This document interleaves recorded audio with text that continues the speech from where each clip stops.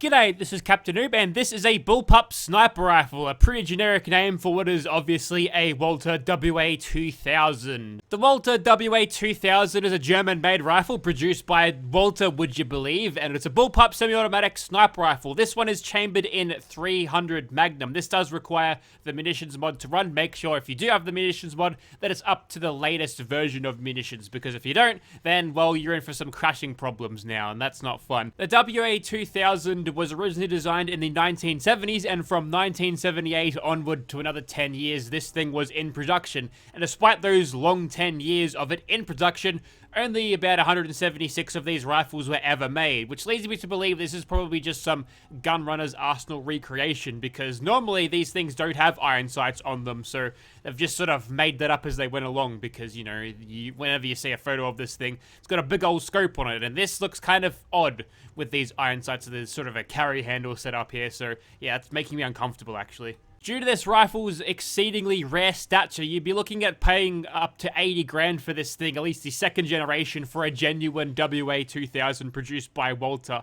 So its price over the years has gone up probably tenfold, which is pretty massive. So if you've got this one sitting on your mantle, then good job, that's worth a lot of money. Enough about that. The question is, how well does the WA2000 DAX Bullpup sniper rifle do in Fallout 4? And judging by the base damage of this thing, 169 for a semi-automatic sniper rifle, not terrible as a starting point, but we're looking to pump those numbers up pretty fast. As for its Bullpup name, obviously the namesake of that refers to the fact that everything happens behind the trigger, allows for lots of barrel length without a lot of overall rifle length. Looking at you, M82 Barrett. Doesn't really do much for the player, because you can carry a rifle the length of yourself through a close quarter situation. You don't have to worry about the barrel getting on anything, but it certainly looks cool, so it's got points there.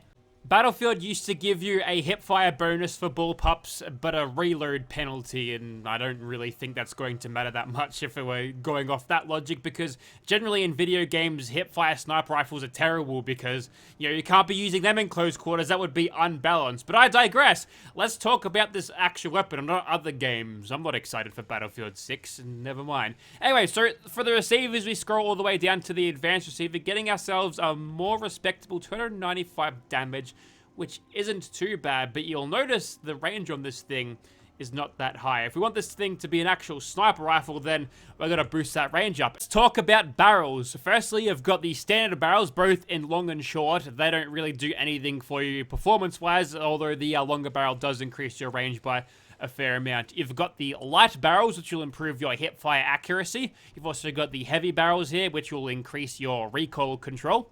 You've got the comfort barrels, which will improve your range. The long comfort barrel here sports the greatest range of any barrels, so if you want to use this thing for a dedicated sniper role where you're worried about doing damage over range, then that is the pick for you. You've also got the sharpshooter barrel, which will improve your sighted accuracy, so perhaps it means it's going to have less spread as you are shooting it. Probably make it slightly more consistent over range as well, which is always a nice thing, both in long and short as well. You've also got an integral suppressed barrel here, which will reduce your range a little bit. There's options for a suppressor muzzle, so that's really there if you want to make it look like a Bullpup Bozer, I guess. So that's cool, but I think we'll back the long comfort barrel here. I intend to put a suppressor on this one, so the extra range that we get out of this thing, we're going to offset a little bit of that suppressor penalty. Although, I'm going to check out this long sharpshooter barrel and an unsuppressed one, because it's got this cool battle rifle grip. Looks like a Halo 2 gun, a little bit like that, which is kind of cool. But having that extra sighted accuracy might make it slightly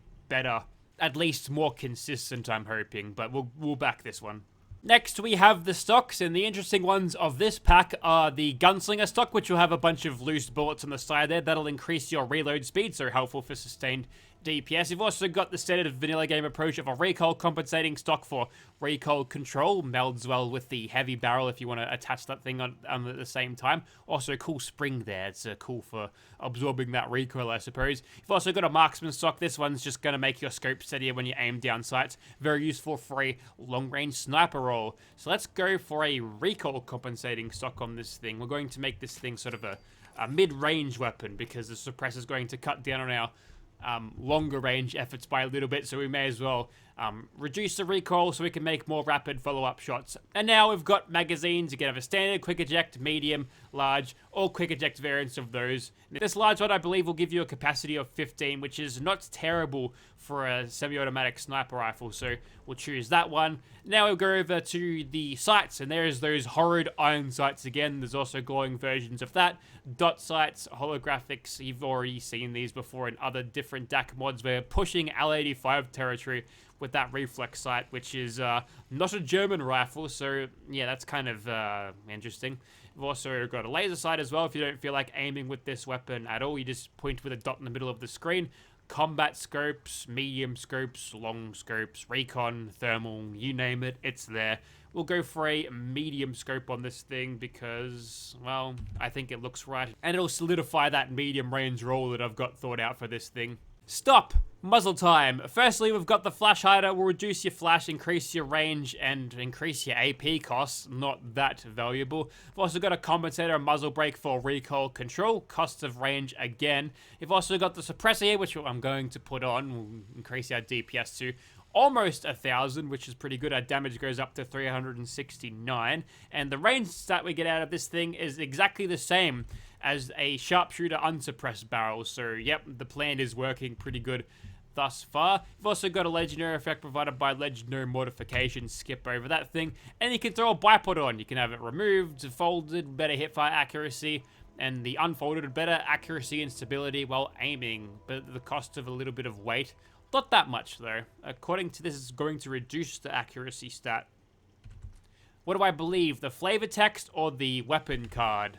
I'll get back to you on that one, because lastly, we've got the extraneous DAC accessory, flashlight, recon laser, or VATS targeting module for your enjoyment. We'll go for a recon laser because I like putting laser beams on stuff. And that is it for our customization. There's probably a couple of uniques out there, so let's go and find them.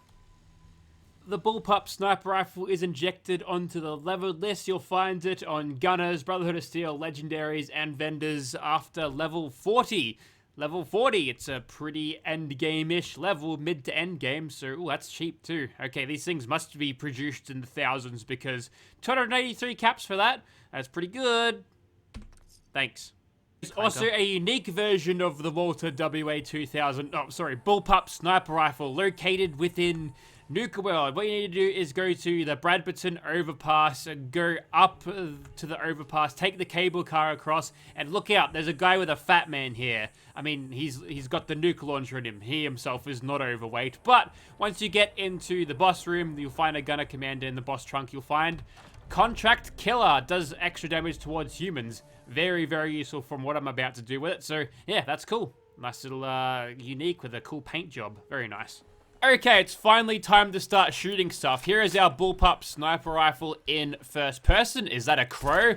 Not anymore. Goodbye. Here's the reload animations, and that's what it looks like in first person. There's also a bashing animation if you want to get up close and hit someone with it. Although, you'd rather not damage this thing, considering it's a priceless piece of German machinery, probably super rare, unless it's the gun runners who have made this thing, then don't really care. Anyway, so that's what it looks like in third person. Again, it's not a monster of a weapon because most of that barrel is inbuilt inside the thing, so yeah, a lot of barrel space with that overall rifle length allows you to be looking pretty sleek with it, and it works, again, with classic holstered weapons as well. The outfit today is from Stellar Blade. This is called a war dress because it's a dress that you'd wear for war. Or so it would have me believe.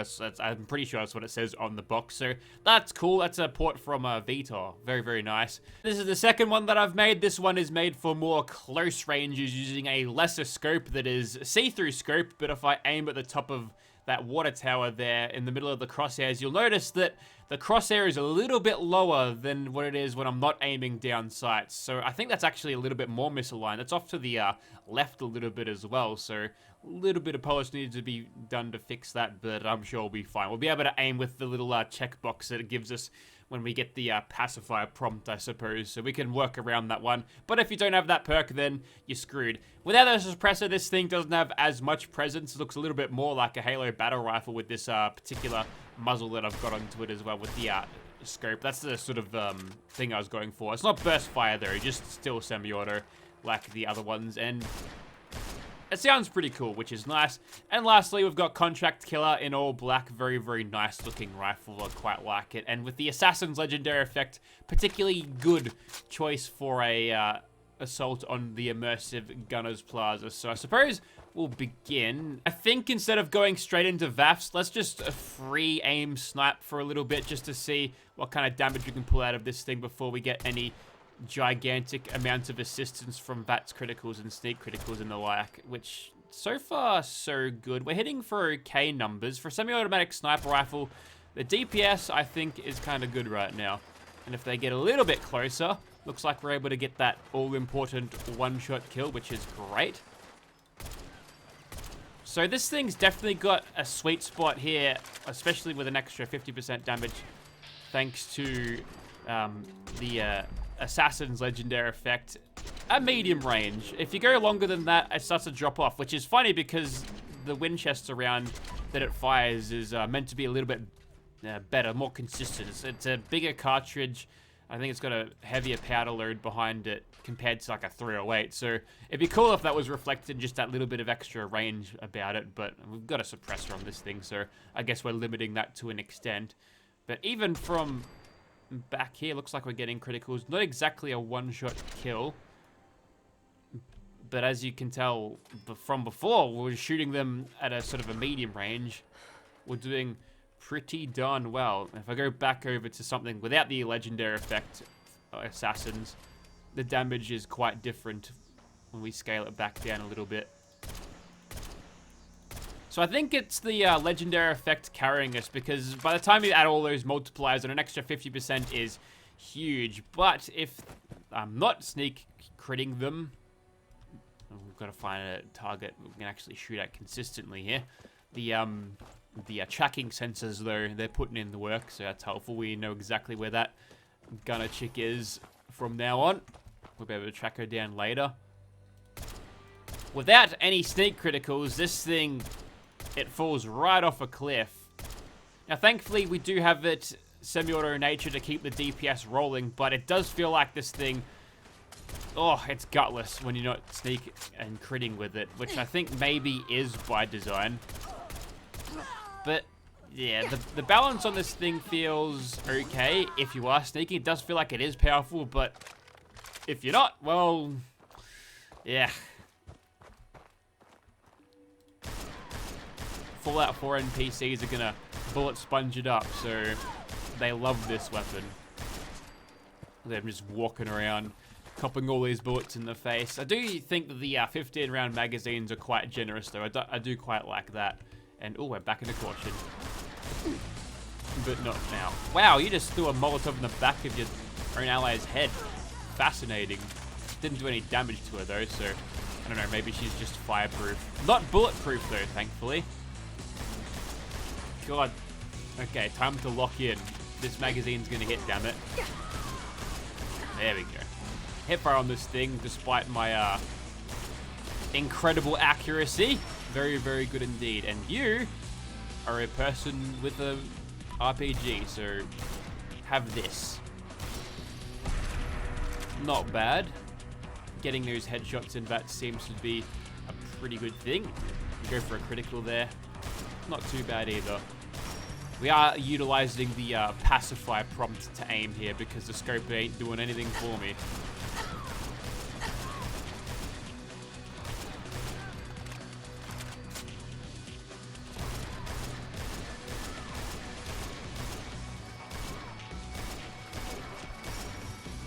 Bit of recoil as well. Don't mind that. It's a semi-automatic weapon anyway, so it's not like you're gonna have to wrestle with this thing constantly to get this thing on target. A little bit of skill can be used to mitigate that, which clearly haven't got in spades. There we go. We'll get ourselves back up here and bring her over to the suppressed version without the Assassin's Legendary effect. Oh, maybe I could just hipfire this one. I did put a long scope on this thing, so with its hipfire accuracy, we can sort of use this thing at close range anyway. So I suppose you're sacrificing a little bit of like straight up damage for DPS and sort of versatility, because you could argue it's performing very well for a sniper rifle. in these close quarters. So even when you're not playing it for its sniper role, it can do pretty good. So it's in a weird spot because I feel like it should be giving me more. But when I apply some thought to that, I think it's okay. And granted, we are getting very well carried by the Assassin's Legendary effect, but I can use that, damn it. So I think it's pretty happy, but it does feel like it's just a little bit off. You know, like it was balanced by, let's say, ChatGPT. The same one that generates the images of the chicks with all the fucked up hands and shit. Like, it's almost there, but just a little bit off, you know? Although, all this talk about balance, just keep in mind that the last weapon mod I played with was one of Bethesda COD moddings, and I think I was getting a higher damage per shot on a weapon with 900 rounds per minute than the one I was getting now. So maybe we've just got to adjust as we come back down to earth, I suppose. Anyway, so let's begin. We'll shoot him and he'll pirouette like a ballerina. And we're only getting, well, not that much damage, but as he comes closer, we'll be able to get this into this thing's sweet spot. And then we'll start really pouring the damage on him. Anytime where I can hit him for 1700 is very good in my books. So we can sort of coast him in this weapon's preferred maximum range here, and we're getting 2 numbers for the price of 1 here. That's fascinating. And now we can dance around him and, whoops, I got stuck in a bit of rocks here. Go up here. What are you gonna do about that, friend? And here is where we can now see this thing. Oh, there's a bunch of radstags under him. Well, that one's aggroed, but he doesn't seem to be interested in killing that thing. We're only getting 3 shots out of this thing. And those crits are hitting for less than 200. That's fascinating. Oh, he got punted over. Thanks. That's extremely helpful, actually. I suppose I should keep him alive. I don't think that he's going to attack them, so if he wants to give me an old sniper knockdown again, or maybe that was me that did the sniper knockdown. Although I have seen a gunner get launched by that very big horner before, so I guess he can just toss around anything that's got a huge weight. Perhaps me. Oh, they're coming in. Oh, they're actually fighting the radstag. Nice. Thank you. Big horners are apparently friends today. Okay, that was pretty good. Oh, they're carnivorous too. I didn't know that. Fascinating. Look like omnivore or herbivore teeth to me, but you know, the wasteland, it does a lot of weird shit with radiation. Okay, let's move on. Oh, really? Now you attack me? Well, this is not going to end well for you. Just Idiots. Wouldn't mind a little bit more bite when I'm not sneaking, you know? I think that's where this thing sets in. It's got pretty much all of the art about this thing. Its recoil, the sounds, I think, is fantastic. It's just the DPS, or not the DPS, the damage per shot. It just feels a little bit lacking, you know? Subjectively speaking. I don't have the spreadsheets in front of me to determine what the best course of balance would be for this particular weapon. I think what a sniper knockdown would be pretty helpful right now. Ah, mysterious stranger, perfect. I'm actually going to let him, if he actually starts hitting him, that would be fantastic. Ouchies. That hurt.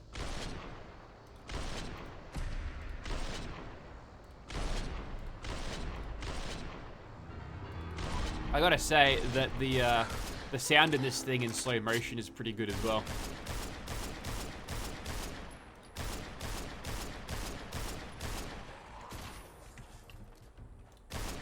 I was probably millimeters away from being absolutely decked by that ghoul just then. Okay, enough practice. Let's bring out Contract Killer. There we go. Slightly better. Just go for a center mass here. Nothing too heroic, although headshots. About 475 damage, which is not too bad. And roll. Nice. Just as soon as I'm done reloading, you're fucked, mate. Oh, I could catch your iframes in slow motion. I swear my aim is true, damn it. That one is not a skill issue.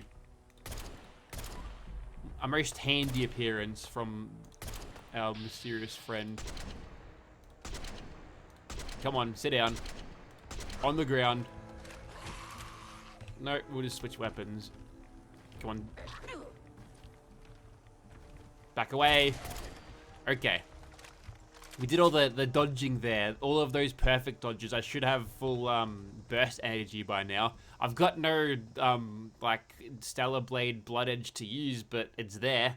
Okay, we've gone dark now because this outfit mod has glow maps attached to it. So all those cool cybernetics, they light up in the dark. Isn't that nice? I've also chucked a reflex sight onto our contract killer here because I didn't want to, you know, yeet the... what's his name? The Mirelurk dude into space as I was firing. So we should be able to get lots more shots out of this thing in VATS now. And I want some criticals, so let's see what we can do. Oh, that's pretty good. A Grim Reaper's sprint proc, very, very nice. Let's take a couple of shots at the head. Eventually, we're going to get there. Very good. Keep it rolling. That guy got hit for 3,200 damage. That's nice. There's a Penetrator perk doing its business. Very nice. We'll attack this mailbox now, or is that a bin? Looks like a bin. They're dead anyway. Must have killed Oscar the Grouch. Okay. Looks like at this point, we're good for our criticals, so we'll move on. At the dead of night, we should be in a prime spot to kill whatever crab that I can find here. And here's something funny. Totally weak, bro. 2 shots of Mirelurk Queen. Not good enough for me. I've got high standards, damn it. I want more. Anyway, so here is the Mirelurk Killclaw Overlord, the boss that I'm not going to yeet because I've got a reflex sight. So we'll try to do this nice and quick because I've got a Collingwood game on in about 7 minutes. So go Pims. Let's hit him up. That's enough AP. We'll have another crack at him now. Into the 1000s now and a little bit of extra damage on the crits. And he's nice. He's cooperating at least. He's just sitting just outside this thing's optimum range. But we take one step closer and look at that. I don't know. Maybe there is something. There's nothing I can tell you without having the numbers and the creation club right in front of me, but it does feel like as soon as this thing gets the tiniest bit out of range, the damage just falls right off a cliff. Fascinating. Anyways, that's it. We did pretty well, and I talked about balance all this video to piss off Pig. How you going, mate? I think it's fine. The DPS obviously is going to always get nice and flattered when you are pulling 4.4 sneak criticals, but I do think this is pretty good. There's obviously stronger options on a per shot basis, but I think consistency wise, this thing can just hold its damage and do a lot of I mean, the DPS is high. It's a semi-auto, so it gives you the ability to just keep piling on that DPS, and especially when you get sneak criticals, as you've seen during this video, I think it can do really well. Sort of a stealth sniper build is what you want to run with this thing. Otherwise, you're just going to be hitting against all of your opponent's armor and not doing that much, at least on very high difficulty. So recommend this thing. I'd like a little bit more power out of it, but that's just me. If you want to see this weapon in your game, check out the link in the description. It should be down there. I can guarantee you this video is not AI generated either. That's pretty good, isn't it? Yeah. Anyways, that's it for me. Thank you very much for watching. We'll see you next time.